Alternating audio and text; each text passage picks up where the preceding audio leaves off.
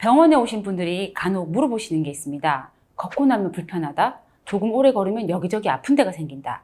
잘 걷는 법을 모르겠다. 제가 예전에 올바르게 걷는 법에 대한 영상을 올렸었는데요. 자, 못 보신 분들은 한번 참고해 주시고요. 오늘은 자세에 따른 걷기 방법과 걷기 운동 후 통증에 관해서 설명드리겠습니다. 첫 번째, 후만 전만 자세. 자, 일명 오리 엉덩이라고 하죠.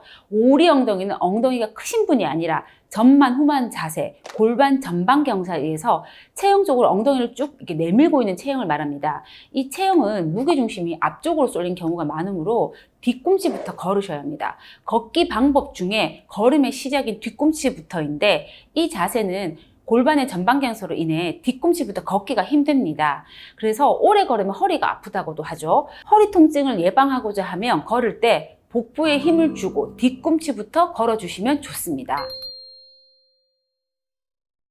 두 번째, 평평등 자세, 자, 구분등 자세. 자, 이 체형은 무게중심이 뒤쪽으로 쏠려 있어서 걸음의 끝을 반드시 엄지발가락에서 끝내라고 설명드립니다. 무게중심이 뒤쪽으로 심하게 쏠린 환자분들의 경우에는 오래 걸으면 종아리가 아프다고 합니다. 혹은 걷고 나면 쥐도 잘 나고 종아리가 더 붓기도 한다고 합니다. 이런 분들에게 저는 이렇게 얘기합니다. 걸을 때 엉덩이 허벅지는 일을 하나도 안 하고 종아리만 하는 거다. 그래서 종아리가 무척 힘든 거다 라고 설명을 드리는데요. 이 체형은 무게중심을 조금 앞쪽으로 쏠리게 해야 좋은데 그래서 걸음의 끝을 엄지발가락에서 끝내시라고 강조드립니다. 앞서 설명드린 분들이 물론 체형적인 문제도 있지만 결국에는 걸음걸이로 인해서 통증이 발생하신 분들이었다면 지금 설명드릴 케이스는 걷는 방법 자체의 문제가 아니라 내 몸의 불균형으로 인해서 걷기 후 통증이 생기는 경우라고 보시면 됩니다. 그러니까 잘 걸으셔도 결국 통증이 생길 수밖에 없는 체형이신 거죠.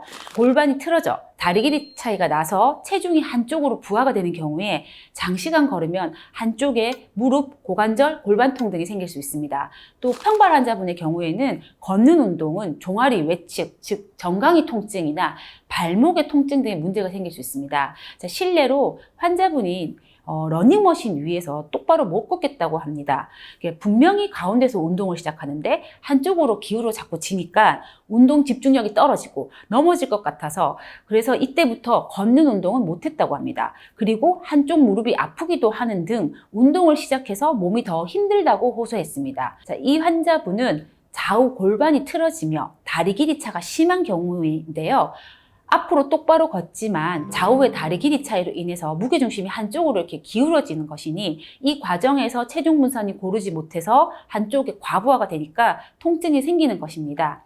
이분은 골반 교정 치료와 족부 교정기 처방 등으로 하체 교정 치료를 해드렸습니다. 평발이나 오목발 등 족부에 변형이 있는 분도 장시간 걷는 운동이 발목 관절이나 무릎 관절에 무리가 됩니다. 발 변형으로 인해 체중 분산이 고르지 못하기 때문인데요. 발바닥의 내측, 외측이 아프거나 무릎이 아프다고 합니다. 또한 반장슬 형태의 다리 유형의 경우에도 발 변형으로 인한 종아리 근육의 과긴장을 유발해서 걷기 후 부종이 더 심해질 수 있습니다. 결론적으로 사람이 걷는다는 것은 허리에서부터 발까지의 그 역동적인 표현입니다. 침팬지의 걸음을 생각해보면 침팬지는 경직된 요추를 가지고 있기 때문에 직립 자세에서 효과적으로 균형을 잡을 수 없고 그러다 보니 무릎, 고관절, 척추를 과도하게 굴곡시켜야 두 발로 걸을 수 있습니다. 걸을 때 골반 위에 허리에서부터 이 상체의 균형이 최소한의 에너지 힘을 사용하여 좌우 밸런스를 가져올 수 있기 때문에 잘 걷는다는 것은 결국 상체부터 하체까지 체형 전반적인 균형이 있어야 합니다. 그래서 신체의 균형이 잘 맞지 않으면 걸음에서 나타나게 되고 잘못된 걸음이 체형이 망가지는 현상을 가속시킨다고 볼 수 있습니다. 지금 당장 크게 문제가 없다고 생각될 수 있지만 시간이 지날수록 체형적인 문제는 어느 한 군데가 아니라 전체적인 체형 질환으로 나타날 수 있기 때문에 너무 어렵게 생각하지 마시고 편안한 마음으로 체형 진단을 받아보시길 권해드립니다.